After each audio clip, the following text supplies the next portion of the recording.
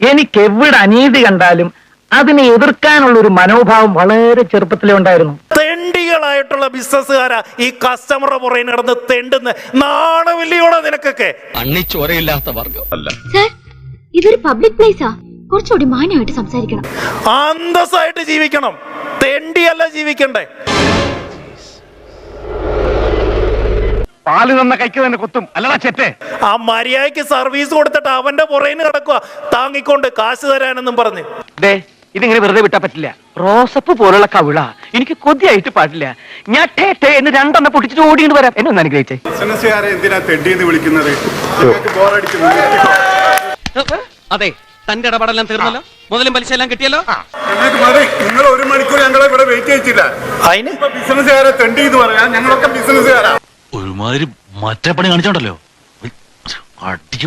അടിച്ച് കരണ കുറിച്ച് വിളിച്ചോളൂ. ഞാൻ ആ ഊച്ചാളിയാ, എനിക്ക് അങ്ങനെ മോഹമുണ്ട്, മനസ്സിലായോ? കാരണം ഒരുപാട് ലേഡീസ് ആയിട്ടുള്ള ആൾക്കാർ പോലും ഉണ്ട്.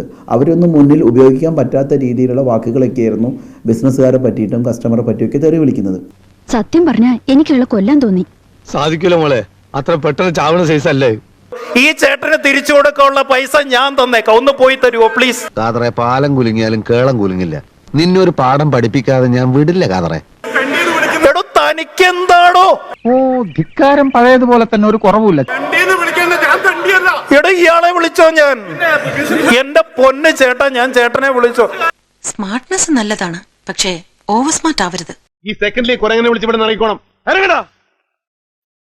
എന്റെ ക്ഷമയുടെ നെല്ലിപ്പല കണ്ടു കഴിഞ്ഞു. പോകാം. അഹങ്കാരം ഞങ്ങൾ സഹിക്കില്ല. ഇതെല്ലാവർക്കും ഒരു പാഠമായിരിക്കട്ടെ.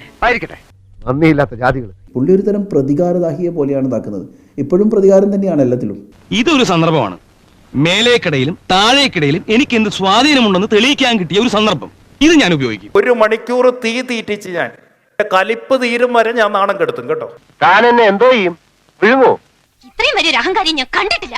അവസാനം നാട്ടുകാർ കയറി നിന്റെ മുഖത്ത് പഞ്ചവാദ്യം വായിക്കുമ്പോഴേ നീ വിവരം അറിയുള്ളൂ. ഇത് ഇവിടെ പറഞ്ഞങ്ങ് തീർന്നാ തീർന്നു. ഇല്ലെങ്കിൽ ഞാൻ ഇവിടെ അങ്ങോട്ട് ഇറങ്ങിയിട്ട് ഞാനൊരു വീഡിയോ ചെയ്യും. ഇനി ഞാൻ പറയുന്നത് ആ ടേംസ് ആൻഡ് കണ്ടീഷൻ, ഞാൻ പറയുന്നതേ നടക്കൂ. ലോകത്തിലെ ഒരു ശക്തിക്കും അങ്ങനെ വിശ്വനെ തടയാനൊന്നും പറ്റില്ല. സ്വാമിയുടെ ഈ വക ബുദ്ധി ഒന്നും ഇവിടെ ചെലവാവില്ല. ഇന്നല്ലെങ്കിൽ നാളെ ഞാനിത് പ്രതീക്ഷിച്ചതാ. ഇപ്പോഴാ അവൻ അവന്റെ തനി സ്വരൂപം ശരിക്കും പുറത്തു കാണിച്ചത്. ഇന്നിപ്പൊ ഞാൻ പൈസ മേടിച്ചില്ലായിരുന്നെന്ന് ഇരിക്കട്ടെ, ഇതുവരെ ഈ പ്രോഗ്രാം കഴിഞ്ഞ പൈസ എങ്കിൽ ഉച്ചയ്ക്ക് ഞാൻ വെച്ച ജാട വല്ലതും കാണിക്കാൻ പറ്റുമോ? സംഭവം ഒന്നും തടഞ്ഞില്ല അല്ലേ?